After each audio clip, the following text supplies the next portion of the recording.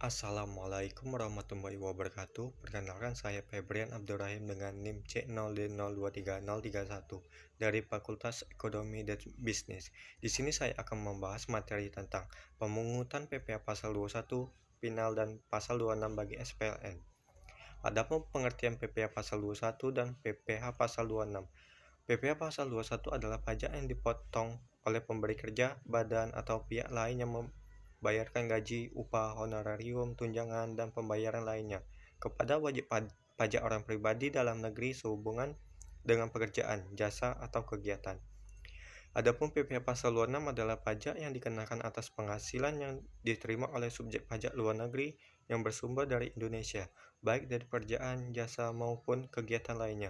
Objek pajak PPh pasal 26 mencakup beberapa jenis penghasilan seperti royalti, bunga, dividen, sewa, dan jasa. Adapun pemungutan PPh pasal 21 final dan pasal 26 bagi SPLN. Pemungutan PPh pasal 21 bagi SPLN berlaku atau jenis penghasilan tertentu yang diperoleh SPLN dari Indonesia, terutama dari dalam konteks jasa atau pekerjaan yang bersifat jangka pendek. Misalnya, ketika SPLN memberikan jasa konsultasi dalam jangka waktu yang singkat di Indonesia, penghasilan yang diterima SPLN dapat dikenakan PPh pasal 21 final.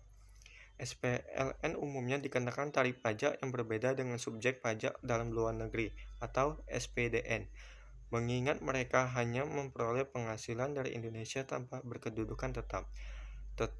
Tarif yang berlaku untuk PPh pasal 21 final biasanya mengikuti kegiatan yang diatur oleh Peraturan Menteri Keuangan atau PMK atau Peraturan Direktorat Jenderal Pajak yang terkait. Adapun pemungutan PPh pasal 26 bagi SPLN.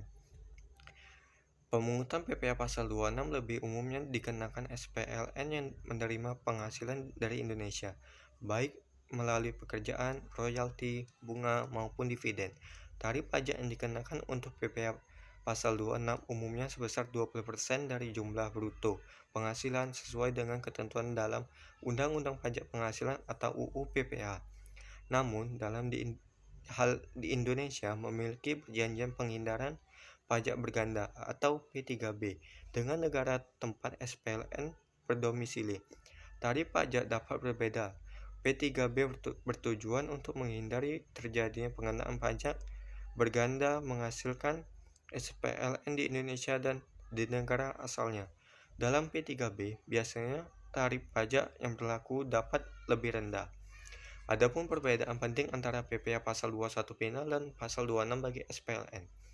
Ada beberapa perbedaan umum antara PPh pasal 21 dan pasal 26 bagi SPLN. Yang pertama, objek pajak. PPh pasal 21 final umumnya dikenakan atas penghasilan yang diperoleh dari jasa atau pekerjaan, sedangkan PPh pasal 26 mencakup penghasilan yang lebih luas, termasuk royalti, dividen, bunga, dan sewa. Yang kedua, tarif pajak.